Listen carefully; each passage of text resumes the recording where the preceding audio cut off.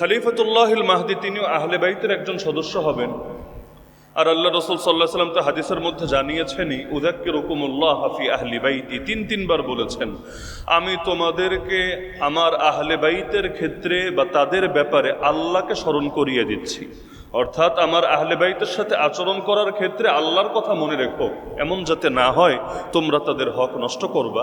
এমনকি এক হাদিসের মধ্যে আছে, ওয়ালা ইফতারিকা হাত্তা ইয়ারিদা আলাইয়াল হাউজ, কোরআন এবং আহলে বাইত একটা আরেকটার থেকে পৃথক হবে না যতদিন না আমার সঙ্গে হাউজে কাউসারে মিলিত হবে, ততদিন পর্যন্ত আহলে বাইত এবং আল্লাহর কোরআন, আল্লাহর কিতাব একটা আরেকটার সঙ্গে জড়িত থাকবে। হ্যাঁ, এখানে একটা বিষয় উল্লেখ করে দেওয়া ভালো, আহলে বাইতের মধ্যে তারা অন্তর্ভুক্ত না যারা নবীর আদর্শের সঙ্গে বিদ্রোহ করে। যেমন কিনআন ডাইরেক্ট নবী নূহ আলাইহিস সালামের পুত্র, নাতিও না বা নাতির ঘরের পরবর্তী বংশধর এমনও না, ডাইরেক্ট পুত্র, যেটাকে অনেকে সাহেবজাদা বলে। কিন্তু কেনান ডাইরেক্ট পুত্র হওয়ার পর আল্লাহর কোরআনে 12 নম্বর পরে সূরা হুদে আল্লাহ জানিয়েছেন, ইন্নাহু লাইসা মিন আহলিক, হে নূহ, সে তোমার আহলে বাইতের অন্তর্ভুক্ত না। কেন? ইন্নাহু আমালুন গায়রু সালিহ, কারণ সে অসৎ কর্মের অধিকারী, কুফুর, শিরিক এবং জাহেলিয়াতের অধিকারী।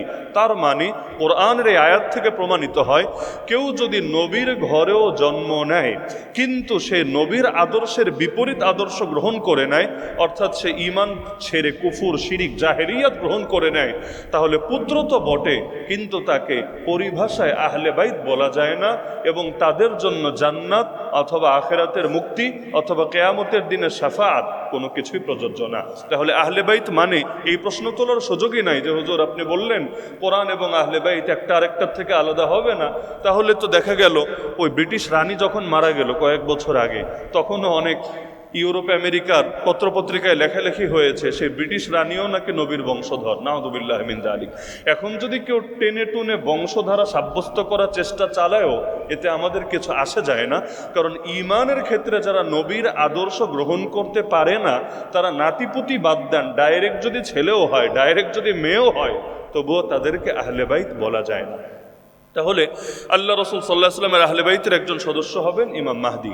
যদিও মাহদির ব্যাপারে কোরআনে সরাসরি কিছু বর্ণিত হয় নাই। বাংলাদেশে এখন এমন অনেক লোক বের হয়েছে যাদের কথা হলো শুধু কোরআন মানি, হাদিস মানি না। কোরআনে যেটা যেটা পাবে ব্যাস এতটুকু মানবে, আর যেটা কোরআনে পাবে না সেটা তারা মানবে না। অথচ এভাবে যদি কেউ ইসলামকে বুঝতে চায়, ইসলামকে পরিপূর্ণভাবে কোনোদিনও ব্যাখ্যা করতে পারবে না। কারণ আমরা যে বলি ইসলাম পরিপূর্ণ, পরিপূর্ণ মানে কি? সব কিছু আছে এখানে। এই সব কিছু আছে এটা আপনি কোরআন থেকে কোশ্চিনকালেও দেখাতে পারবেন না। এমনকি 2 রাকাত নামাজও শুধু কোরআন দিয়ে পড়তে পারবেন না। জাস্ট 2 রাকাত নামাজ শুধু কোরআন দিয়ে পড়তে পারবেন না। বলবেন মানে কি?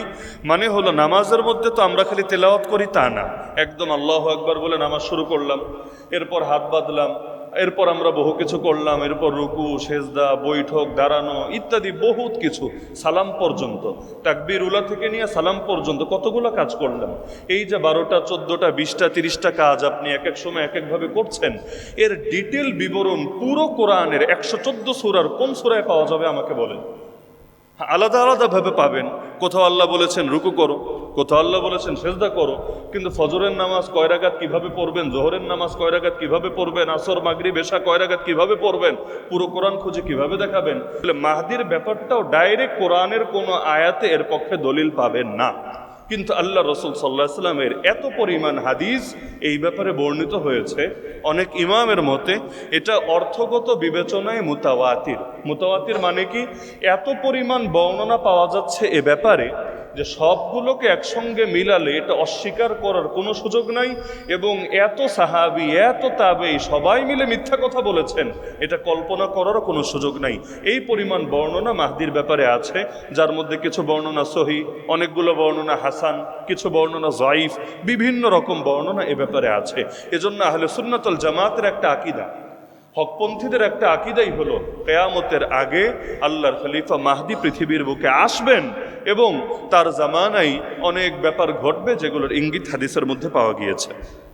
আল্লাহ রাসূল সাল্লাল্লাহু আলাইহি ওয়াসাল্লাম বলেন, উম্মে সালামা রাদিয়াল্লাহু আনহা থেকে বর্ণিত হাদিস, নবীজি বলেন, আল মাহদিয়্যু মিন ইতরাতি মিন ওয়ালাদি ফাতিমা, মাহদি আসবে আমার বংশে ফাতেমার সন্তানদের ভেতর থেকে। তার মানে মাহদির পরিচয় এখানে পেয়ে গেলাম যে মাহদি আহলে বাইতের সদস্য হবেন। এখন অনেক সময় আহলে বাইত বললে একটু ব্যাপক অর্থ বোঝে কেন? কারণ আব্দুল মুত্তালিবের পুত্র যারা, তার বংশধর যারা, এদের ব্যাপারে ইসলামের কিছু খাস বিধিবিধান আছে।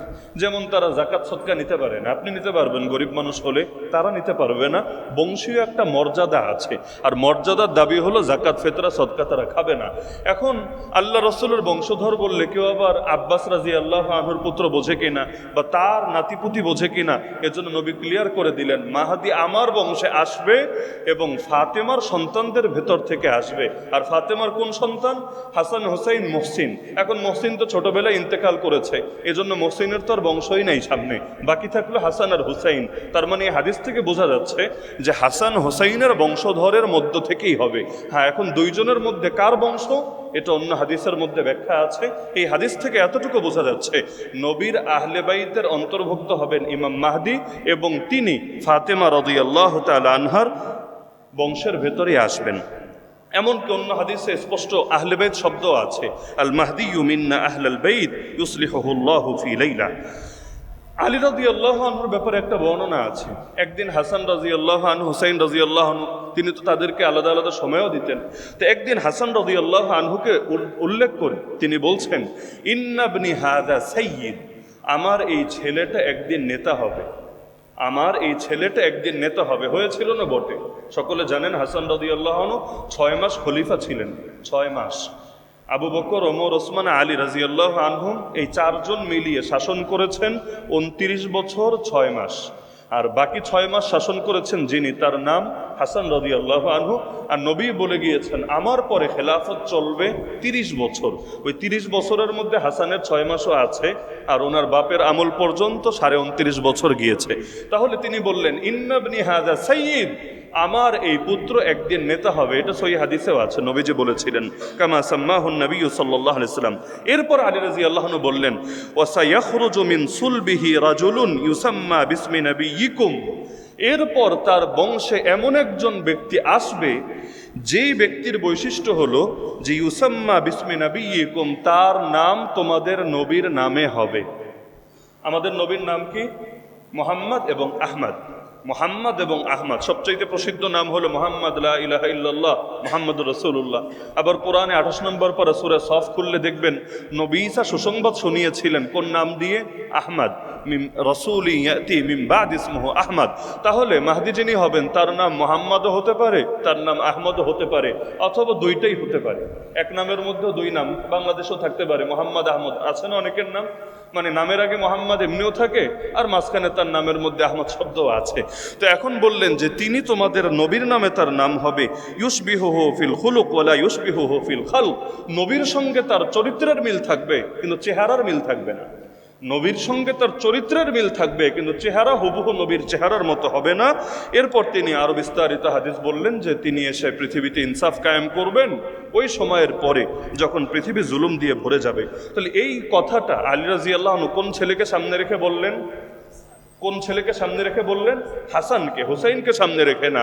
এখান থেকেই অধিকাংশ ইমাম এই মতামত পোষণ করেছেন যে দুই ছেলে যদিও ফাতেমা রাদিয়াল্লাহু আনহার দুই ছেলে থেকেই তার বংশ বিস্তার লাভ করেছে, কিন্তু এর মধ্যেও এই হাদিস থেকে বা এই বর্ণনা থেকে বোঝা যায় যে দুই পুত্রের মধ্যেও মাহদি যার বংশে আসবেন তার নাম হুসাইন না, বরং তার নাম হলো হাসান। যদিও শিয়ারা এটা মানতে পারেন। শিয়ারা মানতে না পারার কারণ হলো সব ফজিলত নিয়ে হুসাইন রাদিয়াল্লাহু আনহুর মধ্যে ঢুকিয়ে দিয়েছে। এবং আগে গত সপ্তাহে আমরা আলোচনা করেছিলাম হুসাইনের মৃত্যুবার্ষিকী পালন করে, কিন্তু হাসানেরটা সচরাচর পালন করা দূরের কথা, কোন তারিখে ইন্তেকাল করেছেন বা শহীদ হয়েছেন এইটা পর্যন্ত মনে রাখে না। এজন্য সব ফজিলত হুসাইন রাদিয়াল্লাহু আনহুকে দিতে দিতে এখন হাসান রাদিয়াল্লাহু আনহু সংক্রান্ত এই হাদিসটা পর্যন্ত দেখেও দেখে না, এরকম অবস্থা। তাহলে এই ফজিলতটা হাসান রাদিয়াল্লাহু আনহুকে কেন দেওয়া হলো? দুইটা ব্যাখ্যা। এক নম্বর ব্যাখ্যা হলো আল্লাহ রাব্বুল আলামিন অতীত নবীদের ইতিহাস সামনে রাখলে দেখবেন নবী ইব্রাহিম আলাইহিস সালামের পুত্র ছিল দুইজন, একজনের নাম ইসমাইল আর একজনের নাম ইসহাক। কিন্তু ইসহাক আলাইহিস সালামকে আল্লাহ এত দেওয়া দিলেন যে তারপর থেকে নিয়ে নবী ঈসা পর্যন্ত যত নবী আসলেন সব এক বংশে, এর বাইরে কেউ আসে নাই। যত নবী, ইসহাক আলাইহিস সালামের পুত্রের নাম ইয়াকুব, তার পুত্রের নাম ইউসুফ, এভাবে নাম পড়া শুরু করেন, দেখবেন নবী ঈসা পর্যন্ত যত নবী রাসূল এসেছে সবাই ইসহাক আলাইহিস সালামের বংশে, ইসমাইল আলাইহিস সালামের বংশে, ওই পর্যন্ত জিরো। কিন্তু লাস্টে গিয়ে মাত্র একজন আসলো, বেশি না, মাত্র একজন। ইসহাক নবীর বংশে নবীর অভাব নাই, আর ইসমাইল নবীর বংশে মাত্র একজন আসলেন। সে একজনের নাম বলতে পারবেন? মুহাম্মদুর রাসূলুল্লাহ সাল্লাল্লাহু আলাইহি ওয়াসাল্লাম। এমনকি বংশগত দূরত্বের কারণে ইহুদিরা আমার নবীরে মানে নাই। ইহুদিদের বক্তব্য ছিল আমাদের বংশে না এসে, ইসহাকের বংশে না এসে, ইসহাকেরই আরেক নাম ইসহাক রাখবেন। এখন তো আছে, যদি আমরা বলি ইস, কিন্তু মূল উচ্চারণ হলো ইস, সিন, ইসরাইল। কোরআনে একটা সূরাও আছে, সূরা বনী ইসরাইল। ইসরাইল হলো ইসহাক আলাইহিস সালামের আরেক নাম। ইসরাইল অর্থ হলো আল্লাহর বান্দা, আরবিতে যেটাকে বলে আব্দুল্লাহ। ওই হিব্রু ভাষায় আল্লাহকে বলে ইল। ইল ইল মানে আল্লাহ, আর ইসরা মানে হলো বান্দা। এমনকি জিবরিল মানেও আল্লাহর বান্দা, মিকাইল মানেও আল্লাহর বান্দা, ইসরাফিল মানেও আল্লাহর বান্দা। এমনকি অনেকে ওই যে আজরাইল শব্দ বলে, ওইটার মানেও আল্লাহর বান্দা। সবগুলোর অর্থ ঘুরে ফিরে একই। তাহলে ইসরাইলের বংশে যারা, তাদেরকে বলে বনি ইসরাইল। তাহলে সব নবী বনি ইসরাইল, কিন্তু মোহাম্মদ নবী তিনি বনি ইসরাইল না হয়ে বনি ইসমাইল, এটা তো মেনে নেওয়া সম্ভব না। এই জন্য দেখার পরও, চেনার পরও, জানার পরও মানতে পারলো না। কেন? এই মানুষটা যেহেতু আমাদের বংশের না, সুতরাং তারা মানা সম্ভব না। ওই যে অনেকের মানসিকতা আছে, ইন্ডিয়া যদি খারাপ কাজ করে তবুও ভালো, কারণ ওরা আমাদের বন্ধু। আর পাকিস্তান যদি কোনো ভালো কাজ করে তারপরও ওরা খারাপ, ওইটারে গালি দিতে হবে কেন? ওরা আমাদের শত্রু। মানে সব কিছু এই জায়গায় সীমাবদ্ধ করে ফেলে। আমার মনে আছে ওই বিগত সময়ে শেখ হাসিনার আমলে পাকিস্তানের বড় বড় আলেমদেরকেও বাংলাদেশে আনা যেত না মাহফিলে। তাহলে অনেক সময় মানুষের ভেতরে এই চেতনা কাজ করে। তাহলে এতদিন অপেক্ষায় ছিল আমরা নবীকে মানব, আমরা তার সঙ্গে মিলে যুদ্ধ করব, আমরা তার আদর্শ পৃথিবীর বুকে প্রতিষ্ঠা করব। যেই মাত্র দেখলো আরে নবী এসেছে ঠিক আছে, কিন্তু আমাদের বংশে না, আরেক বংশে, ছি ছি ছি, এটা তো মেনে নেওয়া যায় না। না হলে আমাদের বংশের মান মর্যাদা কিছু থাকবে না। এজন্য চেনার পরও, জানার পরও মানলো না। কিন্তু ওদের মানা না মানায় কিছু আসে যায় না। ওরা মানলেই কি আর না মানলেই কি। আরে কেউ যদি সূর্যের আলো না দেখে, এতে সূর্যের কোনো ক্ষতি হয় না, এটা ওর চোখের দুর্বলতা, যে দেখতে পায় না। ওরা না মানলে কি, আসমান এবং জমিন এমন একটা জিনিসও নাই যে জিনিসটা আমার নবীকে চেনে নাই এবং তাকে মানে নাই। নবীজি বলেন গুটি কয়েক জিন আর ইনসান বাদে এমন কোনো মাখলুক নাই যেই মাখলুক আমাকে চেনে নাই, আমাকে জানে নাই, আমাকে মানে নাই। তো এখন ওই ইসমাইল নবীর বংশে যেমন একজন আসলো, কিন্তু একজনই আলহামদুলিল্লাহ, একাই 100, আর কিছু লাগবে না, একাই 100। একইভাবে এই হাসান এবং হুসাইনের ক্ষেত্রে এটা হয়েছে। হুসাইন রাদিয়াল্লাহু আনহুর বংশে আপনি বরেণ্য বুজুর্গ এবং ইমামদের তালিকা করেন, অভাব নাই। কিন্তু হাসান রাদিয়াল্লাহু আনহুর বংশে ওই তুলনায় আপনি নাম কম পাবেন। কিন্তু কম পেলেও লাস্টে গিয়ে এমন একজন আসবেন, আলহামদুলিল্লাহ, একাই 100। ওই একজনই এই পরিমাণ শান এবং মানের অধিকারী।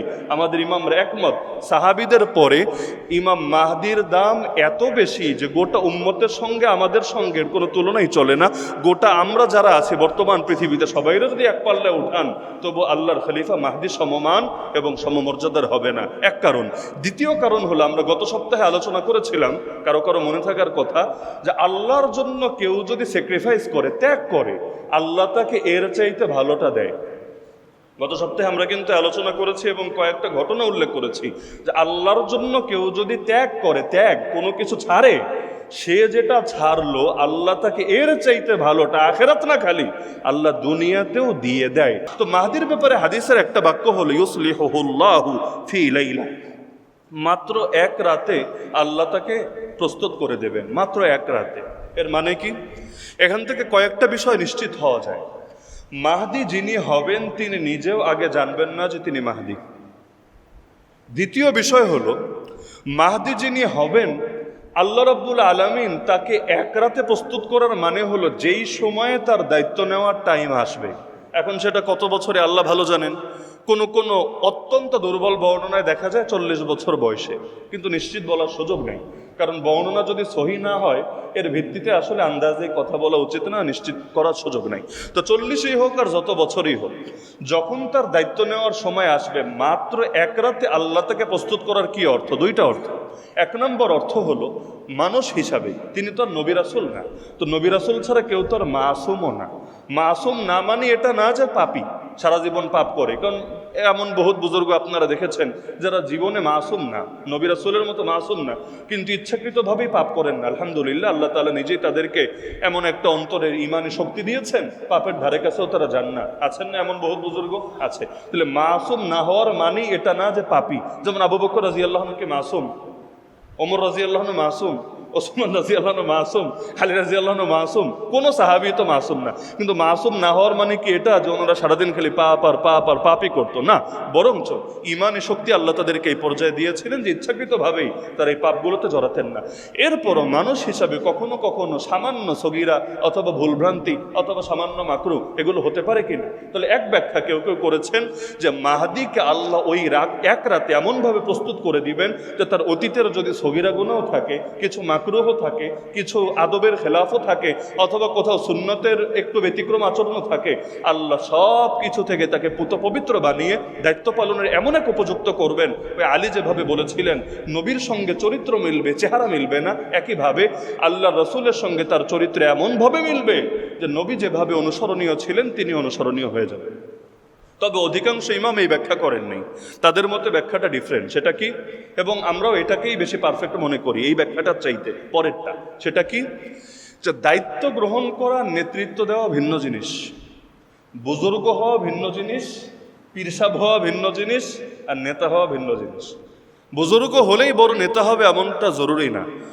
উপরন্তু অনেক সময় উল্টাটা হয়, যারা বেশি বুজুর্গ হয় অনেক সময় সাদাসিধা হয়, নিজেও ভালো মানুষ, সবাইরে ভালো মানুষ মনে করে, কিন্তু নেতাগিরি করতে চাইলে সমাজের একদম ইতর লোকটারে নিয়েও তো চলা লাগে। তো এখন কে কেমন এটা আপনি বুঝতে চাইলেও নিজের ভেতরে অতি আহামরি বুজুর্গি থাকলে অনেক সময় লোক চেনাটাও মুশকিল হয়ে যায় এবং পদে পদে ধোঁকা খেয়ে যায়। এজন্য বেশি ভালো মানুষ পেলে অনেক ব্যবসায়ীরা খুশি হয় না যে হুজুররে আজকে পাইছে, আজকে ঠকাবো ইচ্ছা করে। কেন? এই হুজুর কি আর দামাদামি করবে? উনি কি আর মালটাল চিনবে? এখন গরুর গোশতে যত 2 নম্বরই করা যায়, সোনা গয়নায় যত 2 নম্বরই করা যায়, এরকম হুজুর পেলে অনেকে খুশি হয়। ঠকানোর পরে বলে হুজুর মানুষ দেখে দামটা একটু কম রাখলাম, অথচ ওদিকে যে কি ক্ষতিটা করে দিয়েছে এটা তো আর টের পাচ্ছে না। হয় না এমন অনেক সময়? আল্লাহ হেফাজত করুক। এজন্য শাসক যারা হয়, রাষ্ট্রপ্রধান যারা হয়, এরা বেশি সাদাসিধা মানুষ হলে দেশটাকে নিয়ন্ত্রণ করা জটিল হয়ে যায়। বেশি ভদ্র মানুষ দিয়ে রাজনীতি হওয়া কঠিন। কেন? সে নিজে ভদ্র, এখন সবাইরে ভাবে এই মনে হয় মুখ দিয়ে মিষ্টি মিষ্টি কথা বললেই সোজা থাকবে। কিন্তু বাঙালি যে আসলে সবসময় মিষ্টি মিষ্টি কথায় সোজা থাকে না, বরং একটু শক্ত আইন কানুন লাগে। এটা ইন্টারিম গভর্নমেন্টের আমলিত আমাদের চোখে আঙ্গুল দিয়ে দেখিয়েছে। আরে সপ্তাহে সপ্তাহে খালি যমুনা ঘেরাও, যমুনা ঘেরাও, যমুনা ঘেরাও। কেন? সবার যমুনা ঘেরাও শখ পূরণ হয়ে গেছে, এসকো মিটে গেছে, সবার সব দাবি আদায় শেষ হয়ে গিয়েছে।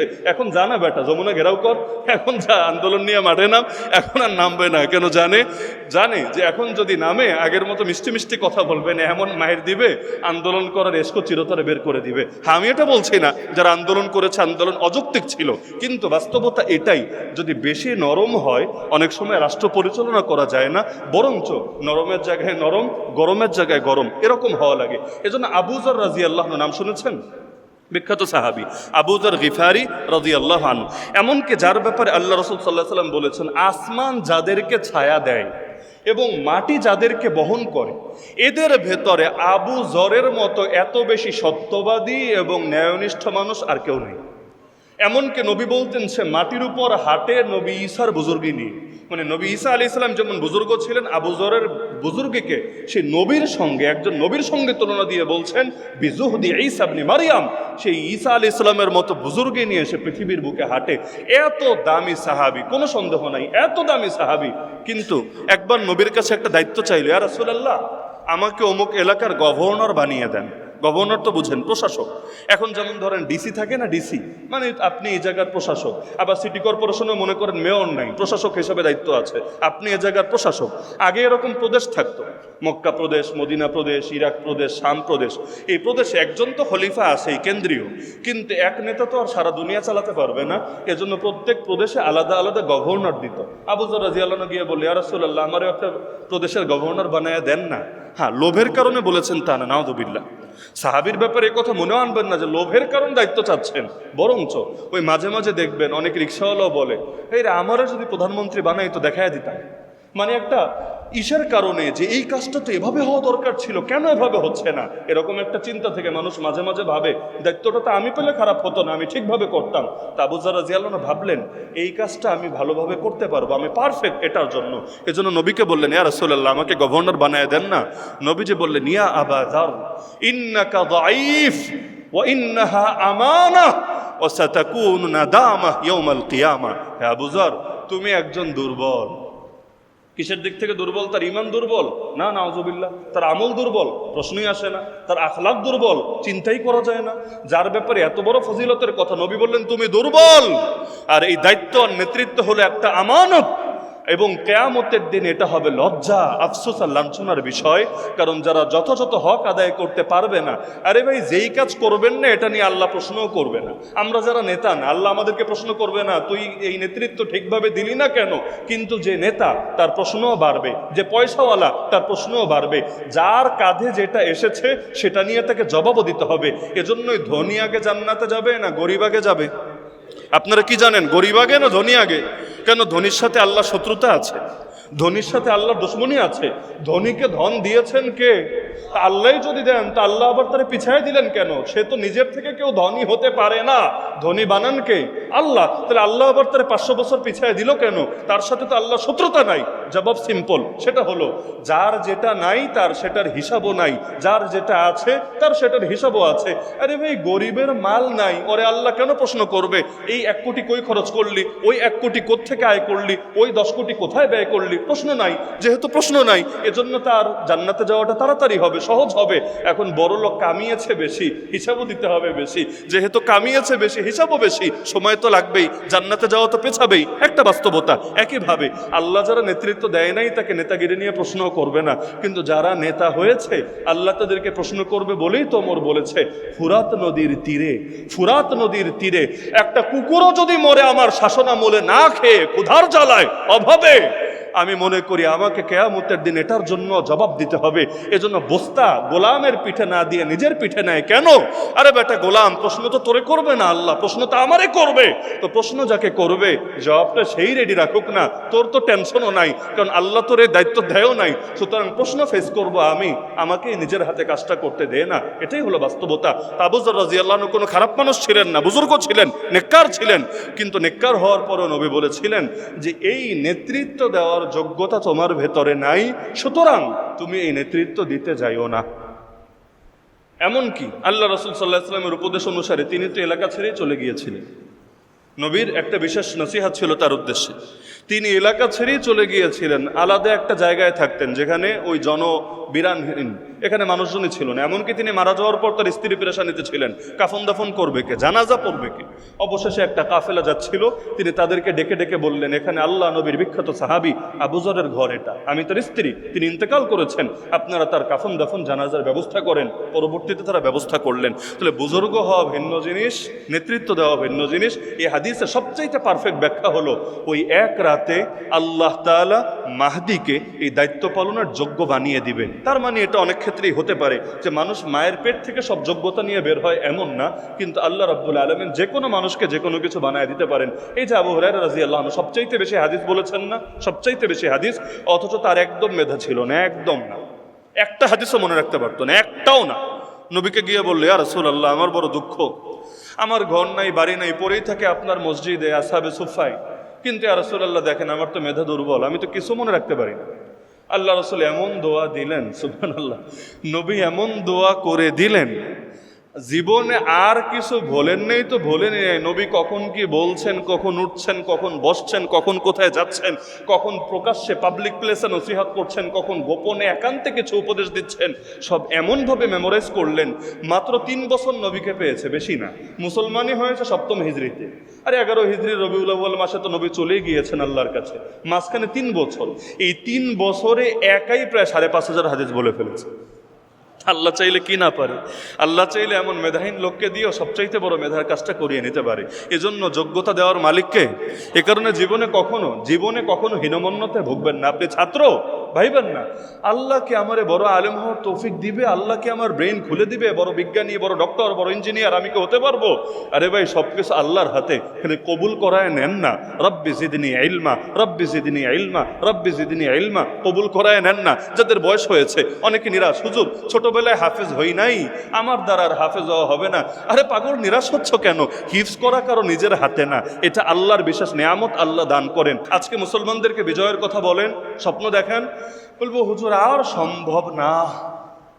এগুলো গ্লোবালাইজেশনের আগে, নিউ ওয়ার্ল্ড অর্ডার আসার আগে, এগুলো আমেরিকা সুপার পাওয়ার হওয়ার আগে, এগুলো ইহুদিদের গোটা দুনিয়াব্যাপী ওদের কন্ট্রোল প্রতিষ্ঠিত হওয়ার আগে, এগুলো এই যে সারা দুনিয়ায় যেভাবে সূক্ষ্ম গোয়েন্দা নজরদারি প্রতিষ্ঠিত হয়েছে, এগুলো হওয়ার আগে পসিবল হলেও হতো, এখন আর সম্ভব না। এরকম অনেকে বলে নাকি বলে না? তাহলে আল্লাহকে তারা সর্বশক্তিমান ভাবে?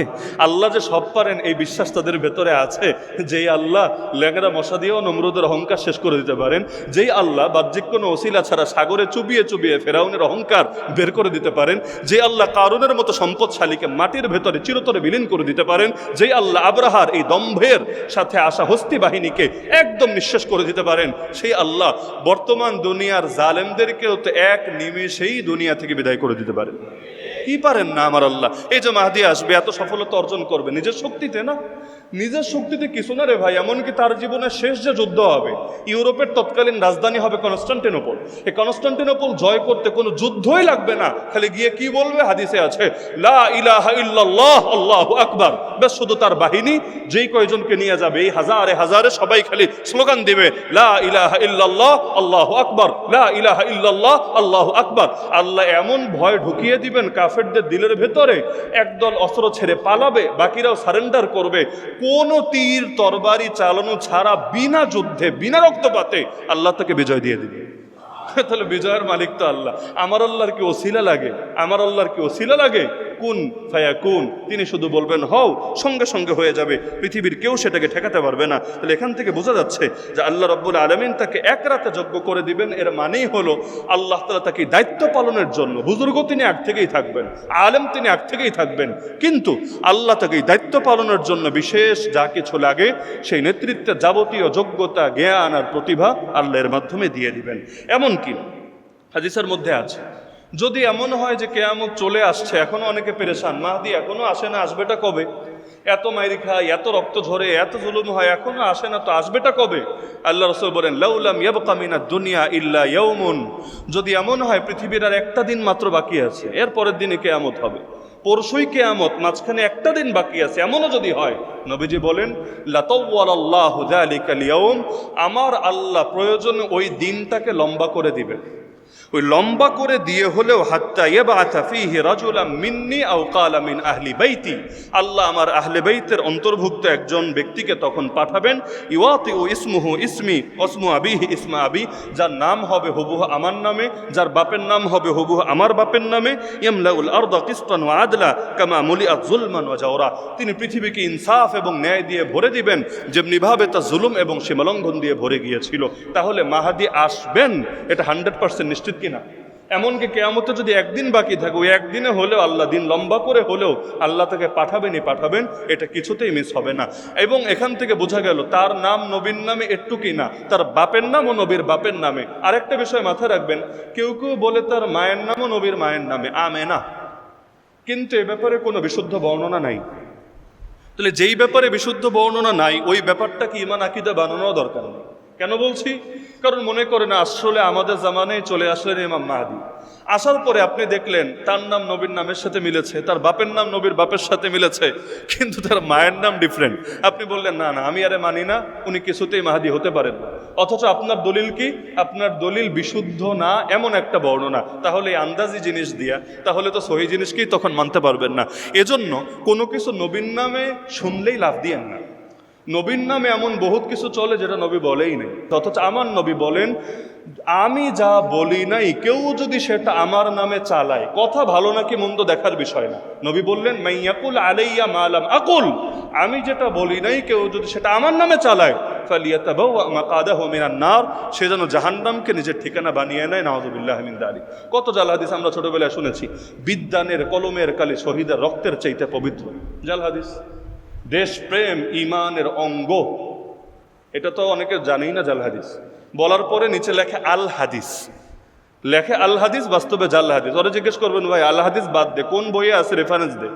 আল হাদিস তো কোনো বইয়ের নাম না। বুখারীতে আছে থাকলে নাম্বার বল, মুসলিমে আছে, আবু দাউদ, তিরমিজি, নাসাই, ইবনে মাজাহ, মুওয়াত্তা মালিক, মুওয়াত্তা মুহাম্মদ, মুসনাদে আহমদ, মুসান্নাফ ইবনে আবি শাইবা, মুসান্নাফে আব্দুর রাজ্জাক, কই আছে? মুসনাদে আবি দাউদ, তাওয়ালিস, নাম বল কোন বইয়ে আছে। এটা আর বলতে পারবে না। কেন? কারণ এটা তো সে বানিয়েছে অথবা তার পূর্বপুরুষরা বানিয়েছে। এটা বানাবে, এখন হাদিসের রেফারেন্স পাবে কোথায়? আর তার মধ্যে আপনি জিজ্ঞেস করেন ইমানে তো ৭৭টা অঙ্গ ছোটবেলায় শিখে এসেছি, তাহলে এইটা কয় নাম্বার অঙ্গ? নাম্বারটা একটু বল না। এমনকি ৭টা তো আমরা সবাই বাচ্চাদেরকেও শিখাই, আমানতু বিল্লাহি ওয়া মালাইকাতিহি ওয়া কুতুবিহি ওয়া রুসুলিহি ওয়াল ইয়াউমিল আখিরি ওয়াল কদরি খাইরিহি ওয়া শাররিহি মিনাল্লাহি তাআলা ওয়াল বাসি বাদাল মাউত। এর মধ্যে তোমার দেশপ্রেম এটা কয় নম্বরে আছে? এমনকি দেশ মানে কি, দেশটা তো একটা ডিফারেন্ট বিষয়। 1947-এর আগে দেশ বলতে কতটুকু বোঝাতো? 1947 থেকে 71 পর্যন্ত দেশ বলতে কতটুকু বোঝাতো? 1971 থেকে এখন পর্যন্ত দেশ বলতে কতটুকু বোঝাচ্ছে? তাহলে ইমানের অঙ্গ কি বাড়ে আর কমে? এই কয় বছর এতটুকুরে ভালো না বাসলে ইমান হওয়া যাবে না, ওই কয় বছর আবার এইটারে বাদ দিয়া বাকি মাইনাস করে বাকিটারে ভালোবাসতে হবে, না হলে ইমানদার হওয়া যাবে না। এরকম কি ইমানও কয় বছর পর পর অ্যান্ড্রয়েডের মতো আর আইফোনের iOS-এর মতো আপডেট নেয় নাকি, যে আপডেট নিয়ে নিয়ে তার ভার্সন চেঞ্জ হবে? নাউযুবিল্লাহি মিন যালিক। হ্যাঁ, এখন বলবেন দেশকে কি ভালোবাসা লাগবে না? আরে ভাই, ভালোবাসা লাগবে, কিন্তু এর জন্য জাল হাদিস বানানো লাগবে না। দেশকে ভালোবাসা লাগবে, কিন্তু এর জন্য জাল হাদিস বানানো লাগবে না। নবী সহি যেগুলো বলেছে ওইগুলোই বইলা শেষ করতে পারবেন না, আন্দাজে নিজের থেকে বানানোর দরকারটা কি? আল্লাহ মাফ করুন, আল্লাহ হেফাজত করুন। এজন্য মাহদির ব্যাপারে জাল হাদিস শেখা লাগবে, ইমাম মাহদির ব্যাপারে জাল হাদিস শেখা লাগবে। আমার নবী সহি যেগুলো বলেছেন সেগুলোই চলবে। এই যে মহরমে অনেক ভণ্ডামি হয়েছে, যারা করেছে ওদেরকে ধরেন, দলিল দাও, দলিল দাও, রেফারেন্স চান, দেখবেন জাল হাদিস আর জাল হাদিস আর জাল হাদিস। প্রত্যেকটা ভণ্ডামির পক্ষে কয়েক ডজন করে জাল হাদিস বানিয়ে রেখেছে। কেন? কারণ তারা জানে যদি নিজেদের নামে চালায় পাবলিক খাবে না, কিন্তু নবীর নামে যদি কোনোভাবে চালায় দিতে পারে পাবলিক এটা খেতে দ্বিধা করবে না। এজন্য বহুত মাল তৈরি হয় জিঞ্জিরায়, লেখা দেয় চায়না। বহুত মাল তৈরি হয় জিঞ্জিরায়, কিন্তু লেখা দিবে মেড ইন চায়না। কেন? ওইটা লিখলে একটু ব্র্যান্ড ভ্যালু বাড়ে। এজন্য ভণ্ডরা হাদিস বানায় আর চালায় কাল রাসূলুল্লাহ সাল্লাল্লাহু আলাইহি ওয়াসাল্লাম বলে। নাউযুবিল্লাহি মিন যালিক। এজন্য মনে রাখবেন মাহদি আমাদের আমলের অংশ না, কিন্তু আমাদের আকীদার অংশ। আর আমাদের যুগে যদি তিনি চলে আসেন তাহলে আমলের অংশ। কারণ নবী বলেছেন বরফের পাহাড়ে হামাগুড়ি দিয়ে হলেও, বরফের পাহাড়ে হামাগুড়ি দিয়ে হলেও তোমরা ইমাম মাহদির হাতে হাত রাখবা, তাকে বায়াত দিবা। এমনকি তার গুণ পর্যন্ত হাদিসে বলে দিয়েছে যাতে চিন্তা দ্বিধা না হয়। সেই হাদিসে তার 2টা গুণের কথা আছে। তার কপাল হবে চওড়া, ছোটখাটো কপাল না, কপাল হবে চওড়া। কপাল চওড়া হওয়ার মানেই হলো এদিকে চুল আস্তে আস্তে অনেকের এই পর্যন্ত দেখা যায় কপালটা ঢেকে যায়, এরকম না। বরঞ্চ তার চুলটা টাক হবে না, টাক না, কিন্তু এতটা ভেতরে থাকবে যে কপালটা দেখতে চওড়া মনে হবে। তাহলে চওড়া কপাল না এমন কেউ যদি মাহদি দাবি করে উম্মতের চিন্তা আর ভুল হবে না, হাদিস মিলছে না। 2 নম্বরে সেই হাদিসে আছে তার নাকটা হবে এমন নাক, আল্লাহ রসুলের শব্দ হলো আকনাল আনফি, মানে কি? নাকটা হবে লম্বা, নাকের মাথাটা হবে সরু, ডগাটা হবে সরু, আর নাকের মাঝখানে এখানে একটু উচ্চতা থাকবে। নাকের মাঝখানটা একটু উঁচু, ডগাটা হলো সরু, নাকটা হলো চিকন। আল্লাহ রসুল বলেছেন। তাহলে এখন যদি মোটা নাকের কেউ আসে অথবা নাক চিকন ঠিক আছে কিন্তু অন্য কোনো একটা জায়গায় মিলছে না, তাহলে উম্মতেরা চিনতে দিতে থাকবে না। এমনকি দুর্বল হাদিসও তো ইঙ্গিতের অভাব নাই। যেমন তার এক গালের মধ্যে একটা তিল থাকবে, এটা আছে। এমনকি তার 2 দাঁত, সামনের 2 দাঁতের মধ্যে হালকা ফাঁক থাকবে, একসঙ্গে লাগানো থাকবে না, এটা আছে। এমনকি তার দাঁতগুলো এত সাদা হবে যে এগুলো আকাশে তারকার মতো জলজলে উজ্জ্বল হবে, এটা আছে। এমনকি দখমুল বাতান, তার পেটটা একটু মোটা হবে। হ্যাঁ, ওই ভরিওয়ালা না, ভরিওয়ালা না যার একজনের দৈরে দৈরে হাঁটা লাগে, পেট মোবারক ধরে রাখে এরপর তিনি হাঁটেন, এরকম না। বরঞ্চ একটু স্বাস্থ্যবান হবেন এবং তার পেটটা একটু বেশি থাকবে। আলী রাদিয়াল্লাহু আনহু এমন পেটওয়ালা ছিলেন। আলী রাদিয়াল্লাহু আনহু ইমাম ইবনু আব্দুল বার রহমতুল্লাহ আলী আল ইস্তিআফ ফি মারিফাতিল আসহাব গ্রন্থে লিখেছেন আলী রাদিয়াল্লাহু আনহু দখমুল বাতান ছিলেন, অর্থাৎ তার পেটটা একটু মোটা ছিল।